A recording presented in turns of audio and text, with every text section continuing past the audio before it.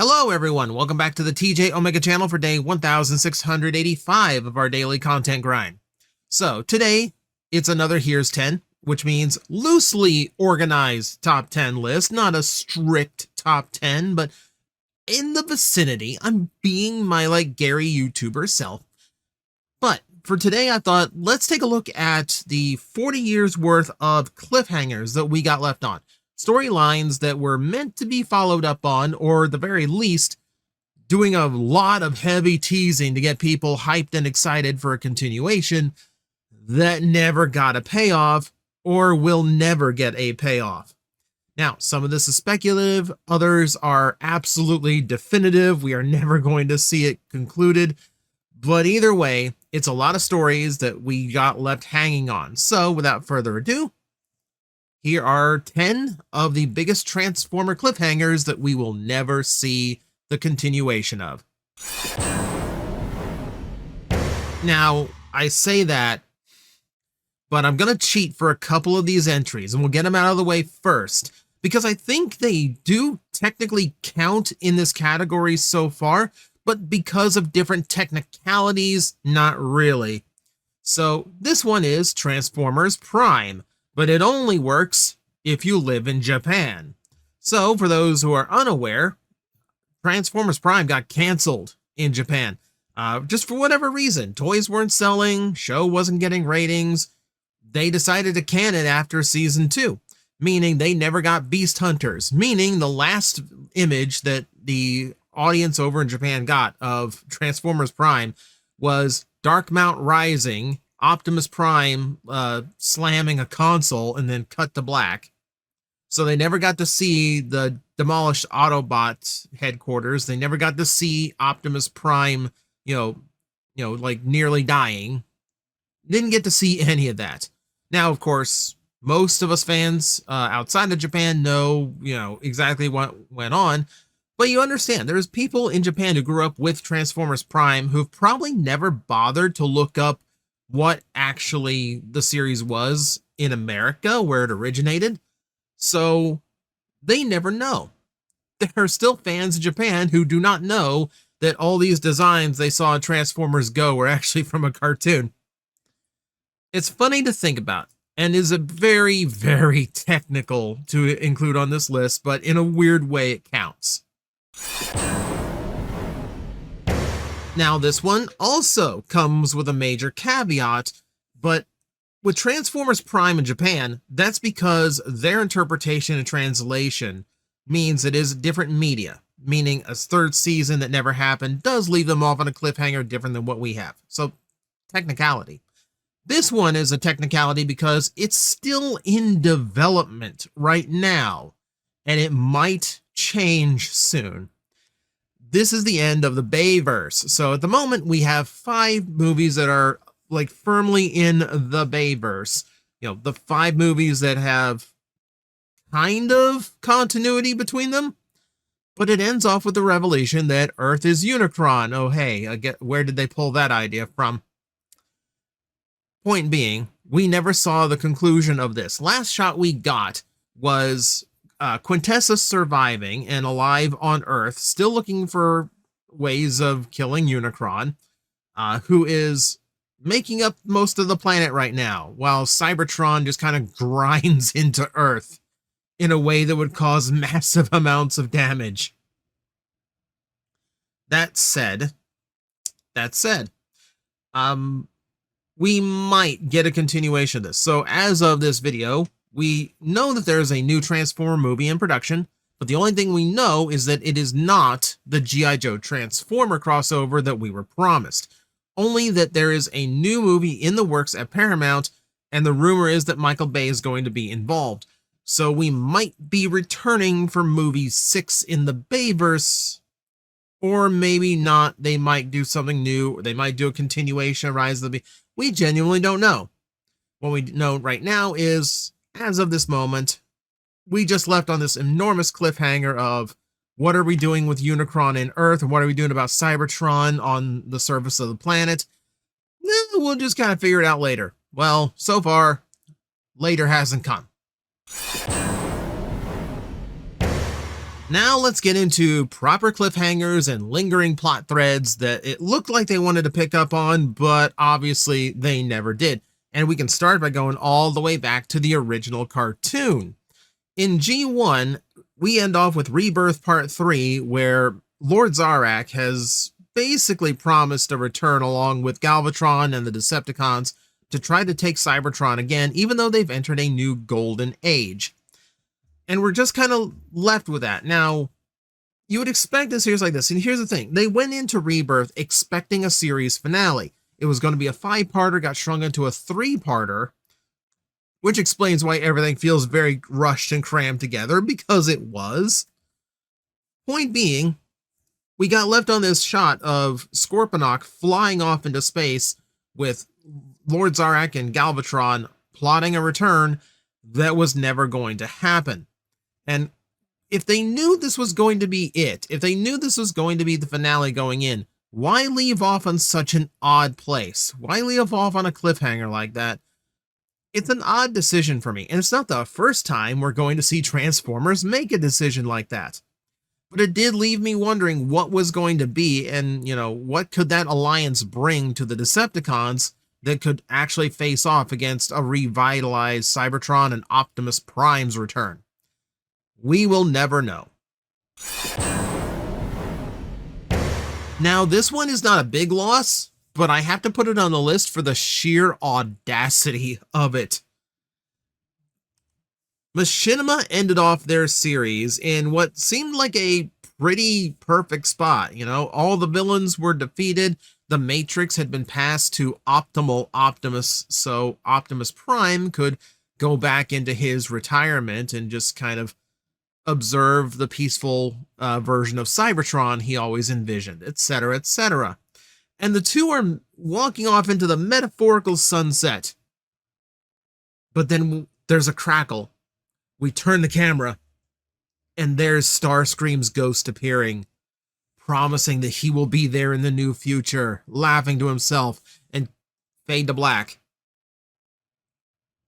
What do you mean? How does a show... Now, don't get me wrong. No one sets out to make an intentionally bad show. And much as Transformer fans want to claim it sometimes, Hasbro's not trying to tank their biggest toy property. But this is there's audacity here. This is shocking to me. You'd make a series that didn't get a very good reception for the first 2 seasons, and now you do a 3rd season.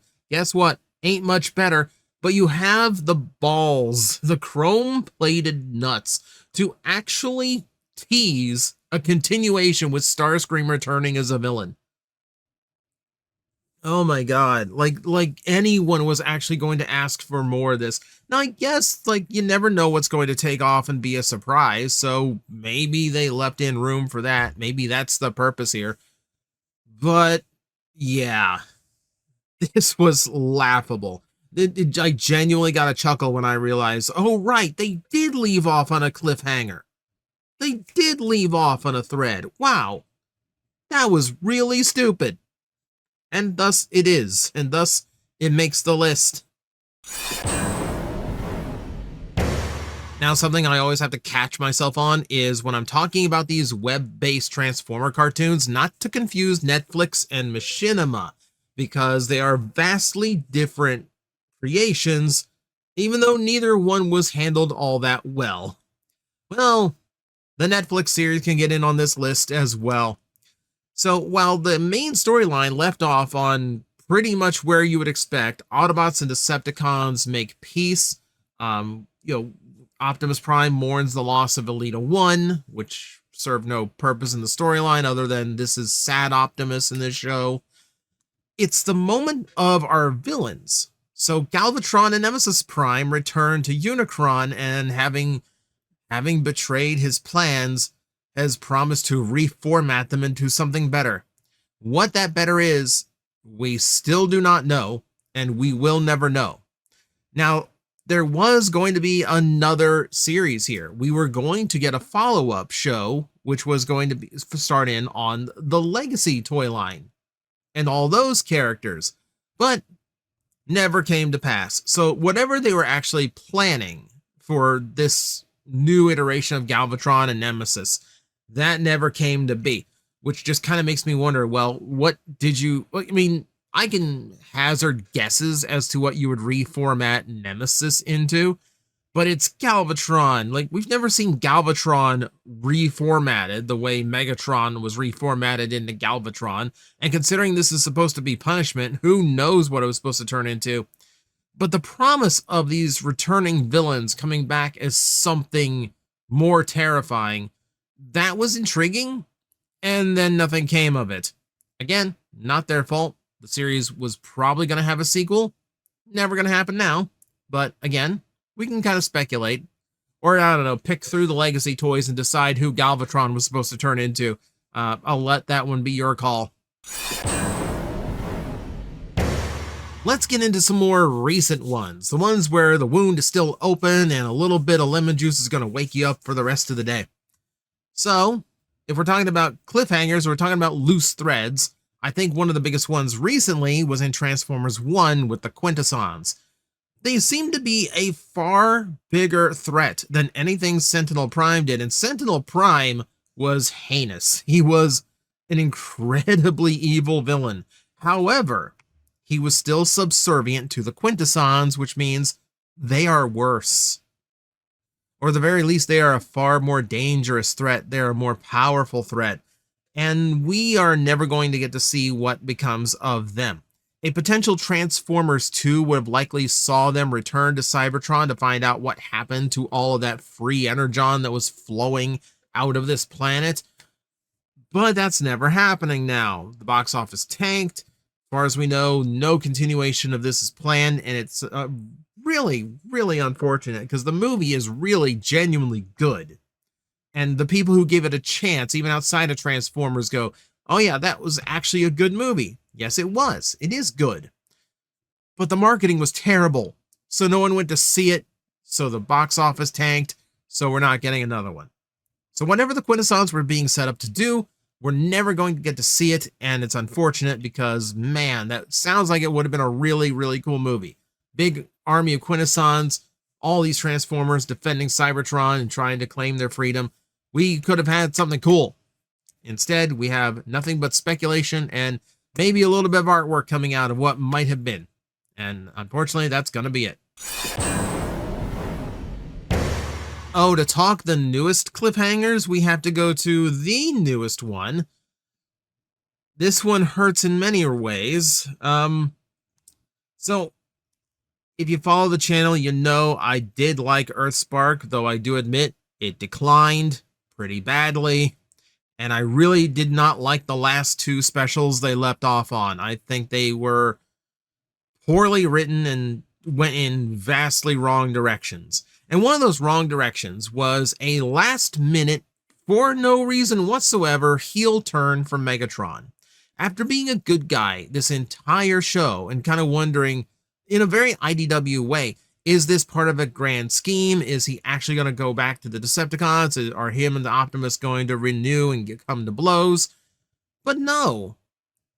No, their friendship seemed genuine. They actually took steps to maintain it together, and it was kind of a healthy relationship between the two. It was weird, but refreshing in that. Because even IDW didn't really get to show us good guy Optimus with good guy Megatron. We didn't see that. So this was nice. It would have been nice to have that. And then they wiped his memory, he became a Decepticon again, and then just kind of jumped into a space bridge. And now we got left off on a shot with everyone trying to chase after him to try and make him a good guy again, which we are not told how. We're not, we're only told, like, I think it's possible. It's not great. But it feels like here's a brand new adventure that we're about to go on, and we got nothing. We got absolutely nothing. Again, it felt like they were trying to bait interest for some kind of follow-up, one more special, one more movie, but no.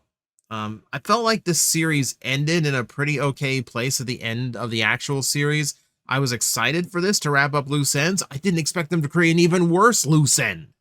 Why would you do an entire series about the end of the war and what happens after the war is over just to revert Megatron back into a Decepticon and possibly renew the war? I genuinely do not understand this one. Okay, time to go old school. And this is one that we are, is actually relevant right now. We are actually enjoying this at this moment. At the end of the comic books, there was Liege Maximo. And when you went through the run of G2 Comics and you're just reading it as it comes out, you get to this final page and you just look at it and go, oh my God, what happens now? Like, the one, he's gigantic. Two, he doesn't even look like a Transformer. He looks like a demon. Like, what is this about? How is Optimus and Megatron going to handle this one? What kind of threat does he pose? If Jaxus was this much of a threat and this powerful, this is the guy that Jaxus was subservient to. How bad is this guy? I wish I could tell you because this is the only drawing of him.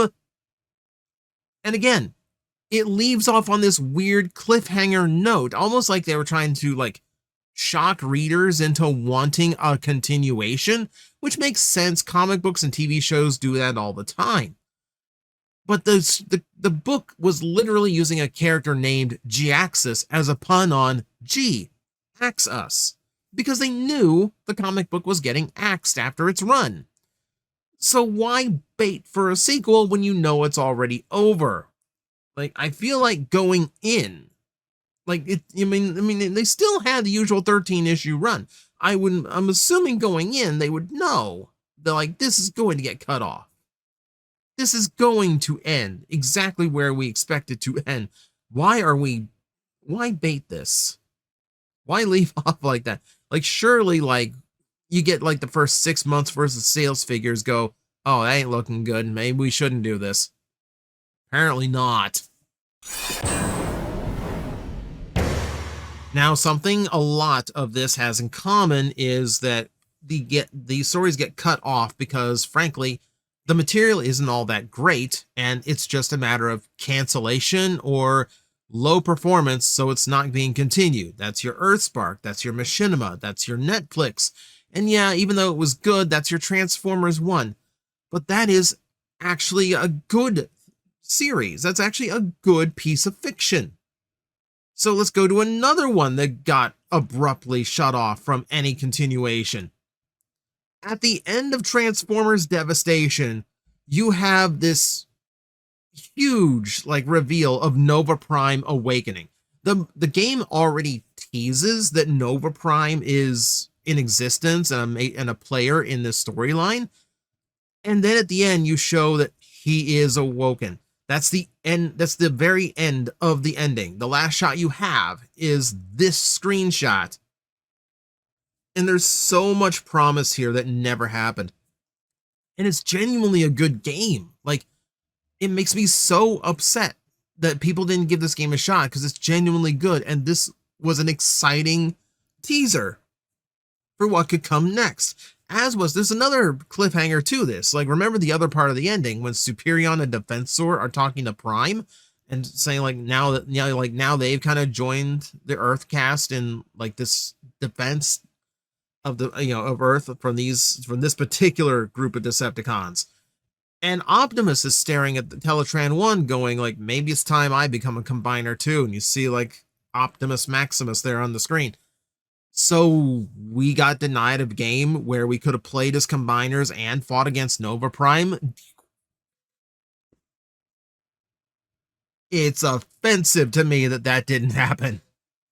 Again, really good media that just didn't perform well enough to get a sequel, and I hate it. And we got left off on some really, really cool teases that are never going to pay off.